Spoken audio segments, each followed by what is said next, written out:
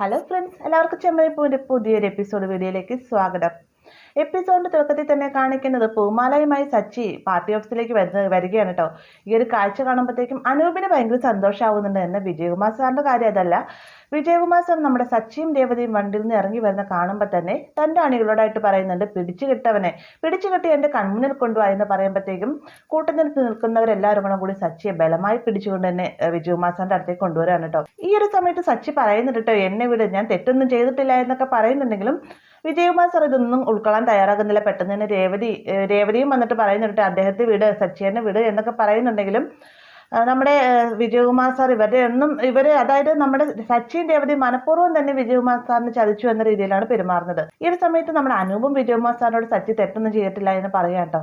പെട്ടെന്ന് തന്നെ സച്ചി പറയുന്നുണ്ട്, ഞാൻ തെറ്റൊന്നും ചെയ്തിട്ടില്ല, അങ്ങനെ ഞാൻ തെറ്റ് ചെയ്തിട്ടുണ്ടായിരുന്നെങ്കിൽ പൂമാലയുമായിട്ട് ഇങ്ങോട്ടേക്ക് വരും സാർ, ആ വണ്ടിയിലേക്ക് ചെന്ന് നോക്കുക എന്ന് പറയുമ്പോഴത്തേക്കും വിജയകുമാർ ബാക്കിയുള്ളവരായിട്ട് പറയട്ടെ, വണ്ടിയിൽ പോയി പൂമാല ഉണ്ടോ എന്ന് ചെക്ക് ചെയ്ത് നോക്കാൻ പറയുകയാണ്. വണ്ടിയിൽ പൂമാല ഉണ്ട് എന്ന് ഉറപ്പ് വരുത്തിയതിനു ശേഷം വിജയകുമാർ സാർ സച്ചിനായിട്ട് പറയുന്നുണ്ട്, എനിക്കറിയാം നീ എന്നെ ഭയന്നിട്ടല്ലേ പൂമാലയുമായിട്ട് ഇങ്ങോട്ട് വന്നത്, നിനക്ക് എന്നെ എതിർത്തുകൊണ്ട് ഇവിടെ ജീവിക്കാൻ സാധിക്കില്ല എന്നൊക്കെ മനസ്സിലാക്കിക്കൊണ്ടല്ലേ എന്നൊക്കെ വിജയകുമാർ സാർ ചോദിക്കുന്ന സമയത്ത്, സാർ എനിക്ക് ആരെയും പേടിയില്ല, ഞാൻ പറഞ്ഞ വാക്ക് പാലിക്കുന്നതിന് വേണ്ടിയിട്ട് വണ്ടി ചേസ് ചെയ്ത് പിടിച്ചതാണെന്നൊക്കെ സച്ചി പറയുന്നുണ്ട്. എന്നാൽ വിജയകുമാർ സാർ പറയുന്നത് തൻ്റെ എതിർപ്പാർട്ടിക്കാരനാണ്, അതുകൊണ്ട് ഇവനിനി വെറുതെ വിടാൻ പാടില്ല, ഇവൻ ഇവിടുത്തെ തന്നെ ഒരു മുറിയിൽ പൂട്ടിയിട്ടേക്ക്, ചടങ്ങുകളെല്ലാം കഴിഞ്ഞതിന് ശേഷം ഇവന് ഞാൻ തന്നെ കൈകാര്യം ചെയ്തോളാം എന്നും പറഞ്ഞുകൊണ്ട് നമ്മുടെ സച്ചിയെ ബലമായി തന്നെ ഒരു റൂമിലേക്ക് പിടിച്ചുകൊണ്ട് പോവാട്ടെ. ഇത് കാണുമ്പോഴത്തേക്കും രേവതി വേഗം തന്നെ വിജയകുമാർ സാറിന്റെ അടുത്തേക്ക് ചെല്ലുന്നുണ്ട്. എന്നാൽ രേവതിയെ മൈൻഡ് ചെയ്യാതെ തന്നെ വിജയകുമാർ സാർ അകത്തേക്ക് ഇല്ല കേട്ടോ. പെട്ടെന്ന് തന്നെ രേവതി വിജയകുമാർ സാറിന്റെ ഫ്രണ്ടിൽ കയറി നിന്നിട്ട് പറയുന്നത്, സാർ സച്ചിയെ വെറുതെ വിടണമെന്ന് പറയുമ്പോഴത്തേക്കും നിങ്ങൾ ആരാണെന്ന് ചോദിക്കുകയാണ് കേട്ടോ. ഞാൻ അദ്ദേഹത്തിന്റെ ഭാര്യയാണ്, ഞാനാണ് പൂമാല കിട്ടിയതെന്നൊക്കെ പറയുമ്പോഴത്തേക്കും വിജയകുമാർ സാർ പതുക്കെ തണുക്കാണ്. അതിനുശേഷം രേവതി വീണ്ടും പറയാണ്, സാർ അദ്ദേഹത്തെ വെറുതെ വിടണം, ഞങ്ങൾ പറയുന്നത് വിശ്വസിക്കണം, അദ്ദേഹത്തിന് പൂമാല കിട്ടിയിരുന്ന വണ്ടി രാവിലെ തന്നെ ഞങ്ങൾ കയറ്റി വിട്ടാണ്, എന്നാൽ അത് ആരോ തട്ടിക്കൊണ്ട് പോയതാണെന്നൊക്കെ രേവതി പറയുന്നത് കേൾക്കുമ്പോഴത്തേക്കും പെട്ടെന്ന് തന്നെ വിജയകുമാർ സാർ വീണ്ടും സച്ചിയുടെ അടുത്തേക്ക് വരികയാണ്. എന്നിട്ട് പറയുന്നുണ്ട്, ഇവള് പറയുന്നത് സത്യമാണോടാ എന്ന് ചോദിക്കുന്ന സമയത്ത്, ഞാനതല്ലേ സാർ പറഞ്ഞത്, വണ്ടി മോഷണം പോയതാണ്, എന്നെ ഒന്ന് വിടാൻ പറയുമെന്ന് പറയുകയാണ് കേട്ടോ. വിജയകുമാർ സാർ തന്റെ അണികളോടായിട്ട് സച്ചിയെ വിടാനായിട്ട് ആവശ്യപ്പെടുകയാണ്. സച്ചി വേഗം പോക്കറ്റിൽ നിന്ന് ഫോൺ എടുക്കുന്ന സമയത്ത് വിജയകുമാർ സാറിന്റെ പുറകിൽ നിൽക്കുന്ന ഒരാൾ പറയുന്നത്, സാർ സൂക്ഷിച്ചു, അവന്റെ കത്തിയെടുക്കാമെന്ന് തോന്നുന്നു എന്ന് പറയുമ്പോഴത്തേക്കും വിജയകുമാർ സാർ ഒന്ന് പതറുകയാണ്. പെട്ടെന്ന് സച്ചി പോക്കറ്റിൽ നിന്ന് ഫോൺ എടുക്കുമ്പോഴത്തേക്കും, സാർ കത്തിയല്ല ഫോണാണെന്ന് പറയുമ്പോഴത്തേക്കും വിജയകുമാർ സാർ അയാളെ ഒന്ന് രൂക്ഷമായിട്ട് നോക്കുകയാണ്. സച്ചി എന്റെ ഫോൺ എടുത്തതിന് ശേഷം പറയുന്നുണ്ട്, സാർ ഇതൊന്നും വിശ്വസിക്കതേ, ഞാൻ കണ്ടില്ലേ, ഞാൻ വണ്ടി കാണാതായ സമയത്ത് ഗ്രൂപ്പിലേക്ക് ഇട്ട മെസ്സേജാണ് എന്നും പറഞ്ഞുകൊണ്ട് ആ വോയിസ് മെസ്സേജ് വിജയകുമാർ സാറിന് കേൾപ്പിച്ചു കൊടുക്കുന്നുണ്ട്. അതുകൂടാതെ തന്നെ വണ്ടിയിലേക്ക് പൂമാല കയറ്റി വെച്ച് കഴിഞ്ഞ ശേഷം നമ്മുടെ സച്ചി 2 പൂമാലയും കൈ പിടിച്ചൊരു ഫോട്ടോ എടുക്കുന്നുണ്ടല്ലോ, ആ ഒരു ഫോട്ടോയും വിജയകുമാർ സാറിന് കാണിച്ചു കൊടുക്കാറുണ്ട്. ഇത് കാണുമ്പോഴത്തേക്ക് വിജയകുമാർ സാറിന് പൂർണ്ണമായിട്ടും സച്ചി തെറ്റൊന്നും ചെയ്തിട്ടില്ല എന്ന് മനസ്സിലാവുകയാണ്. അതിനുശേഷം സച്ചിനോട് ചെയ്ത തെറ്റിന്, അതായത് പിടിച്ചു വെച്ചതിനും പറഞ്ഞതിനും എല്ലാം തന്നെ ക്ഷമ ചോദിക്കുന്നുണ്ട് കേട്ടോ. പിന്നീട് സച്ചിക്കായിട്ട് ബാക്കി വന്ന തുകയും കൂടി, അതായത് പൂമാല കിട്ടിയതിന് ശേഷമുള്ള ബാക്കിയുള്ള തുകയും കൂടി കൊടുക്കുന്ന സമയത്ത്, സാർ ഇത് ഞാനല്ല മേടിക്കേണ്ടത്, പൂക്കടയുടെ ഓണർ എൻ്റെ ഭാര്യയാണ്, അവർക്ക് കൊടുത്താൽ മതി എന്ന് പറയുകയാണ്. അങ്ങനെ രേവതിക്ക് ബാക്കിയുള്ള തുകയും കൂടിയിട്ട് കയ്യിലേക്ക് കൊടുക്കുകയാണ്. ഇത് തൻ്റെ കയ്യിലേക്ക് പണം എത്തുന്ന സമയത്ത് രേവതിക്ക് ഭയങ്കര സന്തോഷമാവാണ് കേട്ടോ. അതിനുശേഷം വിജയകുമാർ സാർ സച്ചിനായിട്ട് പറയുന്നുണ്ട്, സച്ചി നീ ഒരു ആത്മാർത്ഥതയുള്ളവനാണ്, എനിക്ക് നിന്നെ ഒരുപാട് ഇഷ്ടപ്പെട്ടു, നീ പാർട്ടിയിലേക്ക് ഇറങ്ങി വരികയാണെങ്കിൽ തീർച്ചയായിട്ടും നീ വിജയിക്കും, നീ പാർട്ടിയിലേക്ക് ഇറങ്ങി വാ, നിന്നെ ഞാൻ സ്ഥാനാർത്ഥിയാക്കാം എന്നൊക്കെ വിജയകുമാർ സാർ പറയുകയാണ്. ഇല്ല സാർ, എനിക്ക് അതിലൊന്നും താല്പര്യമില്ല, എനിക്ക് സാധാ ഒരു ഡ്രൈവറായി തന്നെ ജീവിച്ചാൽ മതി, ഞാൻ തെറ്റുകളൊന്നും ചെയ്തിട്ടില്ല, നന്മ വിട്ടൊരു കളിയും ഞാൻ ചെയ്യാറില്ല എന്നൊക്കെ സച്ചി പറയുകയാണ് കേട്ടോ. അതിന് പാർട്ടിയിൽ നന്മ ചെയ്യുന്ന ആൾക്കാരും ഉണ്ട് സച്ചി, എല്ലാവരും ചീത്ത ചെയ്യുന്നവരല്ല. എന്തായാലും നിന്നെ എനിക്ക് ഒരുപാട് ഇഷ്ടമായി, നിനക്ക് എന്നെ ഒരു ചേട്ടനായിട്ട് കാണാതെ എനിക്ക് എന്തൊരു ആപത്ത് വന്നാലും എന്നെ രക്ഷിക്കാനായിട്ട് ഈ ചേട്ടൻ ഉണ്ടാവും, എന്തുണ്ടെങ്കിലും നിനക്ക് എന്നോട് ഒന്ന് സംസാരിക്കുക ചെയ്യാം, അതും ഒരു ചേട്ടനായിട്ട് എന്നൊക്കെയാണ് വിജയകുമാർ സാർ പറയുന്നത്. അതായത് നമ്മുടെ വിജയകുമാർ സാറിന് സച്ചി ഒരുപാട് ഇഷ്ടപ്പെടുകയാണ്. സച്ചിയെ സ്വന്തം അനിയനെ പോലെ തന്നെ സച്ചിക്ക് എന്ത് ആവശ്യം ഉണ്ടെങ്കിലും വിജയകുമാർ സാറിനെ വന്ന് കാണാം എന്ന രീതിക്ക് തന്നെ സംസാരിക്കാൻ കേട്ടോ. അതിനുശേഷം വിജയകുമാർ സാർ ഒരു 5000 രൂപയുടെ എക്സ്ട്രാ സച്ചിക്കായിട്ട് കൊടുക്കുന്നുണ്ട്. ഇത് കാണുമ്പോഴേ സച്ചി പറയുന്നത്, വേണ്ട സാർ, ഞങ്ങൾ ചെയ്തതിനുള്ള കോല് ഞങ്ങൾക്ക് കിട്ടി, ഇത് മതി എന്ന് പറയുമ്പോഴത്തേക്കും, ഇത് എൻ്റെ സന്തോഷത്തിന് വേണ്ടിയിട്ടാണ്, ഞാൻ പറഞ്ഞ പോലെ എൻ്റെ കൃത്യസമയത്ത് നിങ്ങൾ സാധനങ്ങൾ കൊണ്ടുവന്നില്ല, നിൻ്റെ ഒരു ഏട്ടനാണ് തരുന്നതെന്ന് വിചാരിച്ച് പിടിച്ചാൽ മതി എന്നും പറഞ്ഞുകൊണ്ട് നിർബന്ധിച്ച് തന്നെ നമ്മുടെ സച്ചിയുടെ കയ്യിലേക്ക് 5000 രൂപ വെച്ച് കൊടുക്കുകയാണ്. അതിനുശേഷം സച്ചിൻ രേവതി വളരെയധികം സന്തോഷത്തോടെ തന്നെയായിട്ട് ഇവിടുന്ന് പോകുന്നത്. പോകുന്നതിന് തൊട്ട് മുന്നേ തന്നെ അനൂപ് ഓടി വന്നിട്ട് സച്ചിയോടായിട്ട് പറയുന്നുണ്ട്, സച്ചി ഞാൻ പേടിച്ചു പോയി, കുറച്ചു നേരോടെ നീ വൈകിയിരുന്നെങ്കിൽ എന്നൊക്കെ പറയുമ്പോഴത്തേക്കും, സോറിയുടെ വണ്ടി അവർ മോഷ്ടിച്ചുകൊണ്ട് പോയിട്ടാണ്, ഞാൻ മനഃപൂർവ്വം ചെയ്തതല്ല എന്നൊക്കെ പറയുമ്പോഴത്തേക്കും, അതെനിക്ക് അറിയാൻ പാടില്ലേടാ, എന്തായാലും നീ മാല കൃത്യമായിട്ട് തന്നെ 500 പൂമാല 2 ദിവസത്തിനുള്ളിൽ തന്നെ കെട്ടിത്തന്നല്ലോ, ഞാനിന്ന് ചെല്ലട്ടെ, അവിടെ പരിപാടി ഉണ്ടെന്നും പറഞ്ഞുകൊണ്ട് നമ്മുടെ അനൂപ് വേഗം അകത്തേക്ക് ചെല്ലുകയാണ്. ഇതേ സമയം തന്നെ ആന്റണി നമ്മുടെ പൂമാല കൊണ്ടുപോയി മോഷ്ടിക്കാനായിട്ട് പറഞ്ഞു വിട്ട ഗുണ്ടകളെ 2 എണ്ണത്തിനും നല്ലത് കൊടുക്കുന്നുണ്ട്. എന്നിട്ട് പറയുകയാണ്, നല്ലൊരു അവസരമായിരുന്നു ഇത്, അത് നഷ്ടപ്പെടുത്തി കളഞ്ഞു, എന്തായാലും എനിക്ക് ഇനി ഒരു ചാൻസും കൂടെ കിട്ടുന്നവരെ ഞാൻ വെയിറ്റ് ചെയ്ത് നിൽക്കേണ്ടി വരും, നിങ്ങളായിട്ട് തന്നെ എൻ്റെ ചാൻസ് എല്ലാം നശിപ്പിച്ചു എന്നൊക്കെ പറയുമ്പോഴത്തേക്കും, ആന്റണി ചേട്ടാ വണ്ടിയായിട്ട് ഞങ്ങൾ പോയതായിരുന്നു, പക്ഷെ അവന് സപ്പോർട്ടായിട്ട് ഒരുപാട് ആളുകളുണ്ട്, അതായത് ടാക്സിക്കാരും ഓട്ടോക്കാരും എല്ലാവരും കൂടെ കൂടിയിട്ടാണ് ഞങ്ങളെ കയറി പിടിച്ചത് എന്നൊക്കെ പറയുമ്പോഴത്തേക്കും, അവൻ നന്മ ചെയ്യുന്നവനല്ലേ, അവനെ സപ്പോർട്ടായിട്ട് ഒരുപാട് ആൾക്കാരുണ്ടാവും, എന്തായാലും എനിക്ക് ഇനിയും ഒരു വഴി മുന്നിൽ തെളിയും, ആ ഒരു സമയത്ത് അവന് ഞാൻ തന്നെ പണി കൊടുത്തോളാം എന്നൊക്കെ ആന്റണി പറയുകയാണ്.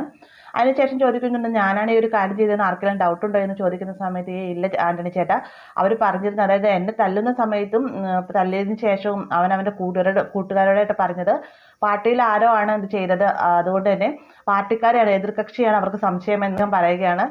പെട്ടെന്ന് തന്നെ ആന്റണി പറയുകയാണ്, അതെന്തായാലും നന്നായി, എന്നാൽ ഈ ഒരു ചാൻസ് നമ്മൾ നഷ്ടപ്പെടുത്തി കളഞ്ഞല്ലോ, എനിക്ക് പിന്നിൽ നിന്ന് മാത്രം കളിച്ചാൽ മതിയായിരുന്നു, എല്ലാ കാര്യങ്ങളും വിജയകുമാർ സാർ ചെയ്തേനെ എന്നൊക്കെ ആന്റണി പറയുകയാണ്. അതിനുശേഷം നമ്മുടെ സച്ചി രേവതിയും കൂടി തിരികെ വീട്ടിലേക്ക് വരുന്ന സമയത്ത് സച്ചി ചോദിക്കുന്നുണ്ട്, ചേച്ചിമാർക്ക് നമുക്ക് അവിടെ കൊണ്ടുപോയി പൂമാലയുടെ പൈസ കൊണ്ട് കൊടുത്താൽ മതിയായിരുന്നല്ലോ, അവരെ ഇങ്ങോട്ടേക്ക് വിളിക്കണ്ടായിരുന്നല്ലോ എന്നൊക്കെ ചോദിക്കുന്ന സമയത്ത്, ഞാനായിട്ട് വിളിച്ചു വരുത്തിയതല്ല, നമ്മുടെ പൂമാല കിട്ടിയിരുന്ന വണ്ടി മോഷണം പോയി എന്ന് പറഞ്ഞപ്പം അവർ അങ്ങോട്ടേക്ക് വന്നതാണ്, അവർ പൂക്കടയ്ക്ക് മുന്നിൽ നിൽക്കുന്നുണ്ടെന്ന് നമ്മുടെ രേവതി മറുപടി പറയുകയാണ്. അങ്ങനെ സച്ചി രേവതിയുടെ പൂക്കടയ്ക്ക് മുന്നിലേക്ക് എത്തുന്ന സമയത്ത് ഇവർ വന്നിട്ട് ചോദിക്കുന്നുണ്ട്, ആരാണ് പൂക്കൾ കൊണ്ടുപോയത്, എന്താ പറ്റിയെന്നൊക്കെ ചോദിക്കുന്ന സമയത്ത്, അതറിയില്ല ചേച്ചി, പാർട്ടിയിലുള്ള ആൾക്കാരാണെന്ന് തോന്നുന്നു എന്ന് പറയുമ്പോഴത്തേ, എന്തായാലും പൂക്കൾ കിട്ടിയല്ലോ, അത് തന്നെ ഒരു ആശ്വാസം എന്ന് മറ്റൊരു ചേച്ചി പറയാണ്ടോ. ഇത് കേൾക്കുന്ന സമയത്ത് സച്ചി പറയുന്നുണ്ട്, നിങ്ങളോടാണ് ഞാൻ നന്ദി പറയേണ്ട, കൃത്യസമയത്തിന് പൂക്കൾ കൊണ്ടുപോയി കൊടുക്കാൻ സാധിച്ചല്ലോ, നിങ്ങളുടെ സഹായം കൂടെ ഇല്ലാതെ ഞങ്ങൾക്കിത് ചെയ്യാൻ പറ്റുകയില്ലായിരുന്നു എന്നൊക്കെ സച്ചി പറയുകയാണ്.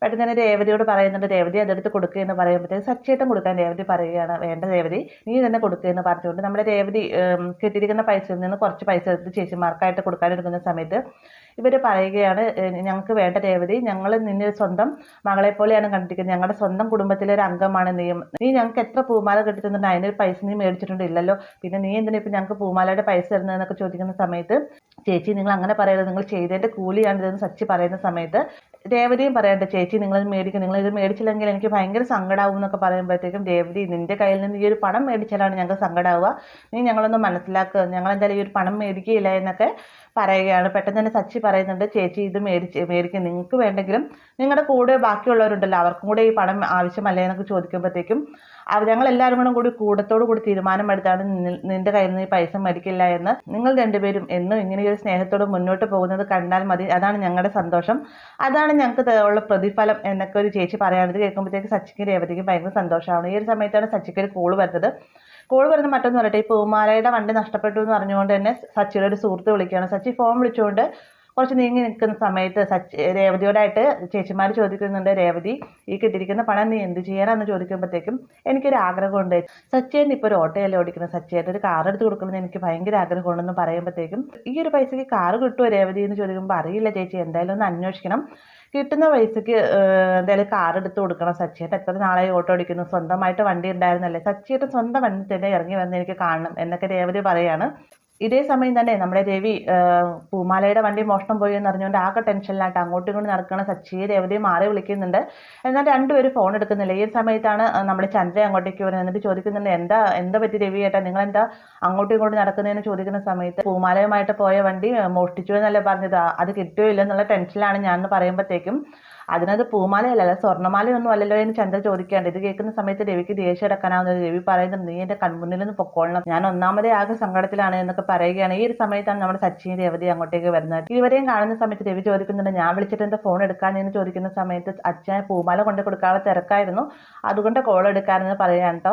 പെട്ടെന്ന് തന്നെ ചന്ദ്ര പറയും, പിന്നെ പൂമാല എന്ന് പറയുമ്പോഴത്തേക്ക് ബാക്കി പൂരിപ്പിക്കുന്നത് നമ്മുടെ സച്ചിയാണ്. പൂമാലയല്ല സ്വർണ്ണമാല എന്നല്ലേ നിങ്ങൾ പറയാൻ വന്നിരിക്കുന്നത്, നിങ്ങൾ ഇവർ പൂ കെട്ടി തുടങ്ങിയ സമയത്ത് തന്നെ ഇവരെ കുറ്റപ്പെടുത്തി സംസാരിച്ചുകൊണ്ടിരിക്കുകയല്ലായിരുന്നോ എന്നൊക്കെ ചോദിക്കുന്ന സമയത്ത് വീട് സച്ചി അവൾ ഒരിക്കലും നന്നാവാൻ പോകുന്നില്ല, എന്തായാലും വണ്ടി കിട്ടിയില്ല, അത് തന്നെ വലിയൊരു ആശ്വാസം, ആരാ വണ്ടി തട്ടിക്കൊണ്ട് പോയെന്നൊക്കെ ചോദിക്കുമ്പോഴത്തേക്കും പണ്ടത്തെ പോലെ ഒന്നുമല്ല അച്ഛൻ, ഇപ്പൊ പാർട്ടിക്കാർ തമ്മിൽ ഭയങ്കര അടിയും ബഹളമൊക്കെയാണ്, ജയകുമാർ സാർ പറഞ്ഞ അനുസരിച്ച് എതിർകക്ഷിയാണ് കൊണ്ടുപോയെന്നാണ് എനിക്ക് തോന്നുന്നതെന്ന് സച്ചി പറയുന്നുണ്ട്. എന്തായാലും പ്രശ്നങ്ങളെല്ലാം ഒത്തുതീർപ്പായില്ല, അത് മതി, അച്ഛന് സന്തോഷമായി എന്ന് പറയുമ്പോഴത്തേക്കും സച്ചി പറയുന്നുണ്ട് അച്ഛ അവര് ബാക്കിയുള്ള പണം കൂടി തന്നു, അതുകൂടാതെ എക്സ്ട്രാ 5000 രൂപയും കൂടെ തന്നു എന്നൊക്കെ പറയുമ്പോഴത്തേക്ക് രവിക്ക് ഭയങ്കര സന്തോഷമാവുന്നുണ്ട്. എന്നാൽ അത് ചന്ദ്രയ്ക്ക് തീരെ പിടിക്കുന്നില്ല.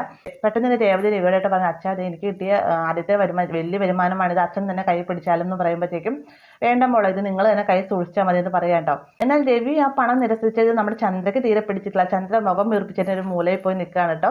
പിന്നീട് നമ്മുടെ രവിയോടായിട്ട് പറയുന്നത് അച്ഛൻ എന്നാൽ പണം മേടിച്ചിട്ട് ഞങ്ങളെ ആശീർവദിച്ചിട്ട് അച്ഛൻ തന്നെ തിരികെ എൻ്റെ കയ്യിലേക്ക് പണം വെച്ച് തന്നാൽ മതി എന്നൊക്കെ പറയുമ്പോഴത്തേക്കും രവി വേഗം ചന്ദ്രയെ വിളിച്ചു വരുത്തുകയാണ്. എന്നിട്ട് മക്കളെ അനുഗ്രഹിക്കണ്ടേ എന്നൊക്കെ ചോദിക്കുമ്പോഴത്തേക്കും ചന്ദ്ര മടിച്ചു നിൽക്കുകയാണ്. പെട്ടെന്ന് തന്നെ രവി ഒന്നുകൂടി ഒച്ചത്തിൽ ചന്ദ്ര നിന്നോട് വരാനാണ് പറഞ്ഞതെന്ന് പറയുമ്പോഴത്തേക്കും ചന്ദ്ര വന്ന് നിൽക്കുകയാണ്. അങ്ങനെ നമ്മുടെ രേവതിയും സച്ചിയും രണ്ടുപേരെ അനുഗ്രഹം മേടിക്കുന്നുണ്ട്. രവിയാണ് അനുഗ്രഹം കൊടുക്കുന്നത്. ചന്ദ്ര മുഖം വീർപ്പിച്ച് തന്നെ കൈ മാറ്റി വെച്ചിരിക്കുകയാണ്. അതിനുശേഷം രവി തൻ്റെ കയ്യിലുള്ള പണം രേവതിയുടെ കയ്യിലേക്ക് കൊടുത്തിട്ട് പറയും നിങ്ങൾക്ക് എന്നും ഇതുപോലെ തന്നെ ഒരുപാട് പൈസകൾ കയ്യിൽ കിട്ടട്ടെ, നിങ്ങൾക്ക് അച്ഛൻ്റെതായ എല്ലാ അനുഗ്രഹങ്ങളും ഉണ്ട് എന്നൊക്കെ പറയുകയാണ്. അപ്പോൾ രേവതിക്കും സച്ചിക്കും ഭയങ്കര സന്തോഷമാവുകയാണ് കേട്ടോ.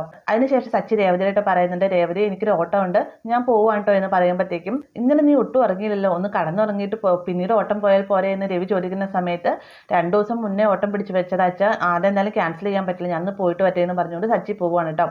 സച്ചി പോയതിന് തൊട്ടുപുറക്കത്തിന് രവിയും അകത്തേക്ക് കയറി പോകുന്നുണ്ട്. ഈ ഒരു സമയത്ത് പണവും കൈപ്പിടിച്ചു നിൽക്കുന്ന രേവതി വളരെയധികം സന്തോഷത്തോടെ നിൽക്കുകയാണ്. ആ ഒരു രേവതിയെ രൂക്ഷമായി നോക്കിക്കൊണ്ട് നിൽക്കുന്ന ചന്ദ്രയെ കാണിച്ചുകൊണ്ടാണ് ഇന്നത്തെ എപ്പിസോഡ് അവസാനിക്കുന്നത്. വീഡിയോ ഇഷ്ടമായെങ്കിൽ ലൈക്ക് ചെയ്യാനും കൂടെ ചാനൽ സബ്സ്ക്രൈബ് ചെയ്യാനും മറക്കരുത്.